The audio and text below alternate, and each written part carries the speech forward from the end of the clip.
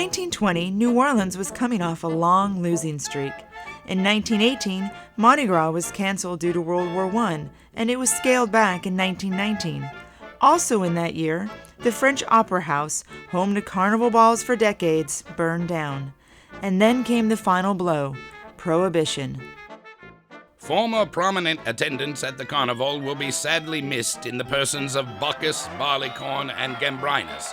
It cannot be denied that their presence loaned to every gathering an esprit de corps, madcap liveliness, never may hope to replace.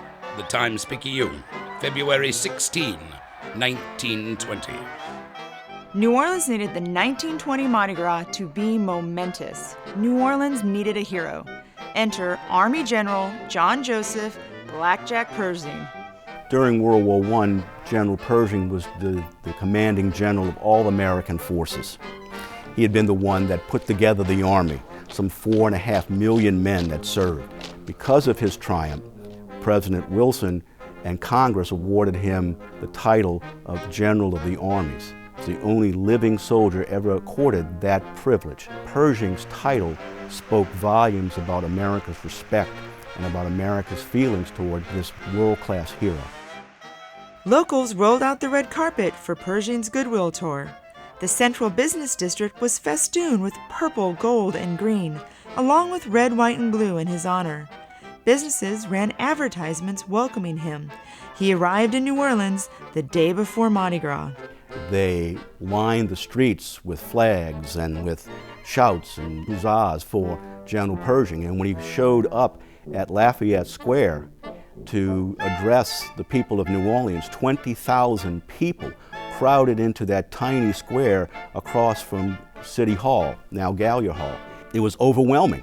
He was just mobbed by people, calling him the greatest hero of their generation, which he was. At one point, his motorcade was surrounded by Newcomb College girls, and he found himself stuck in the adoring throng.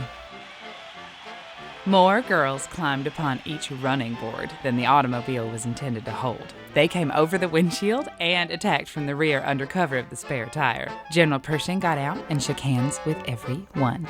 Then the girls presented him with a piece of Newcomb pottery, and General Pershing kissed Miss Rosa Hart, voted wittiest girl at Newcomb.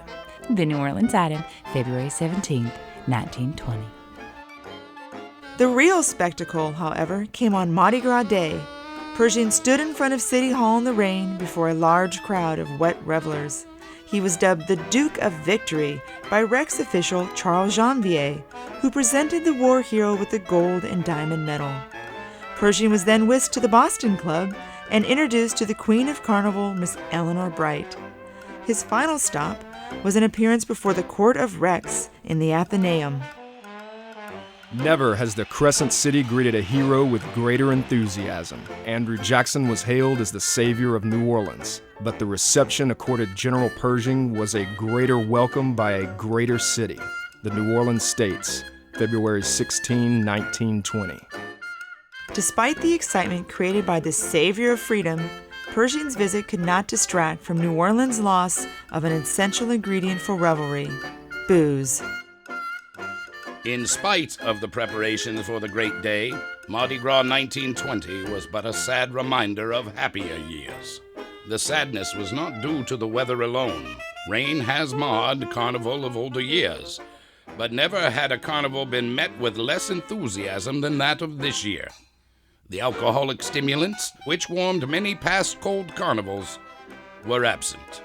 Perhaps there will be other carnivals, brilliant and joyful, but it is hardly to be expected that the tone and temper of the days before the war will ever be renewed. The Times-Picayune, February 18, 1920. Thus, the return of Carnival in 1920 was bittersweet, with the weather lending a cruel irony. New Orleans' first dry Mardi Gras was sopping wet.